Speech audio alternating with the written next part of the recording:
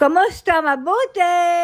For today's video. For today's video, ito ang part 2, ang araw na inilabas ko si Nilush para mag-shopping. At pagdating pa nga lang namin ay nagtaka kami kung bakit madilim sa loob. Pero dyan sa bungad, pagpasok ng pinto ay maliwanag pa. Natawa nga ako dyan kay Nilush at nang makita ko iniangat na yung kanyang sunglasses at ipinatong sa noo. Dahil nga madilim na sa papasok ay kalasing hindi na maaninag kaya inalis na yung kanyang salamin. Nang dumating nga kami ay walang ilaw kaya yung mga tao ay tiis sa dilim basta makapag-shopping. At flashlight nga lamang na cellphone ng kanilang gamit para makita nila ang gusto nilang bilhin. At ayan nga si Nilush kahit madilim ay hindi din nagpaawat sa pagkuha ng kandila. Matagal-tagal nga ding hindi nakalabas si Nili kaya naman kahit walang ilaw ay hindi pa din nagpatinag basta lamang maka-shopping. At dahil kandila is life si Nilush ay agad yan ang kanyang unang kinuha.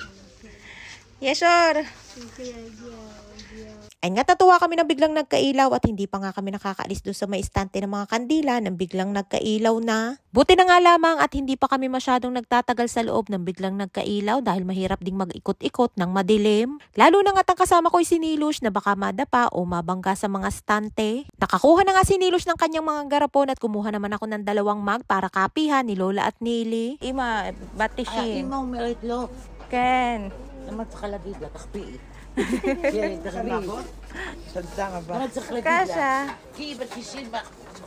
Ay nga't may nakatsikahan pa kami si Aling Marites II at sabi niya kay Nili ay kuhanin lamang ng kuhanin ang kanyang gusto. Nakakuha na si Nili ng 2 garapon at gusto niya pa ulit kumuha at ang sabi ko ay sa susunod na lamang ulit dahil magagalit si Lola. Kaya naman ang sabi ni Aling Marites II ay bakit pa daw kailangan sabihin kay Lola ay wag na nga daw sabihin at nasa 90 years old na naman daw yun. At ang sabi ko naman ay kahit 90 years old na ay malinaw at normal pa ang isipan ni Lola.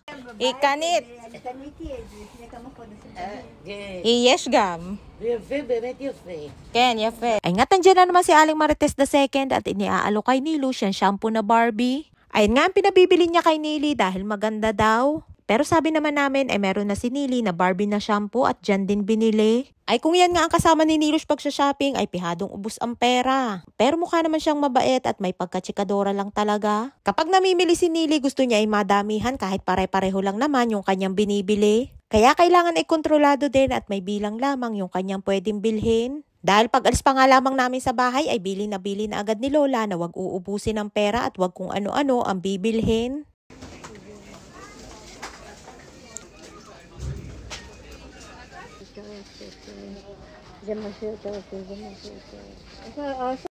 Anilo yun.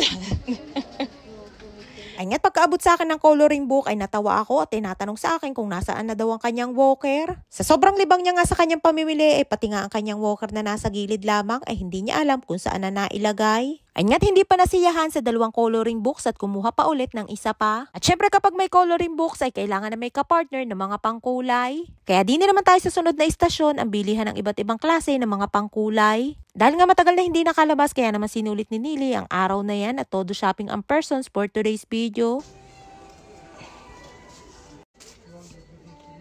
Ay nga't nalingat nga lamang akong saglit, abay may naihagis na agad sa may basket. Natanong ko nga kung ano yon, abay hindi niya daw alam kung ano ang tawag dyan. At hindi nga din niya alam kung saan ginagamit yan. Natuwa nga lamang siguro at na-attract din sa iba't ibang klase ng mga kulay. Pagkatapos nga dyan ay niyaya ko na din at ang sabi ko ay pipila na kami sa cashier para magbayad. Ay nga todo smile si Nilush at happy at sumakses na naman sa kanyang pagsha-shopping.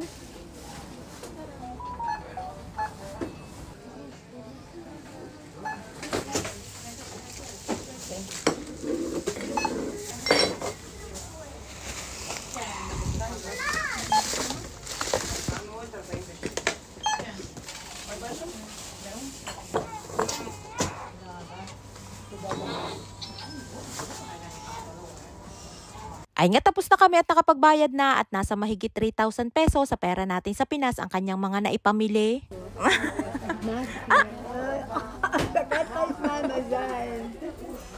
Ay nga't nawalan na naman ng ilaw at tawang-tawa nga si Nilush at buti na nga lamang at tapos na kaming mamili. At pinagsama-sama na nga namin lahat dyan sa may eco bag ang mga pinamili para isang bitbitan ko na lang.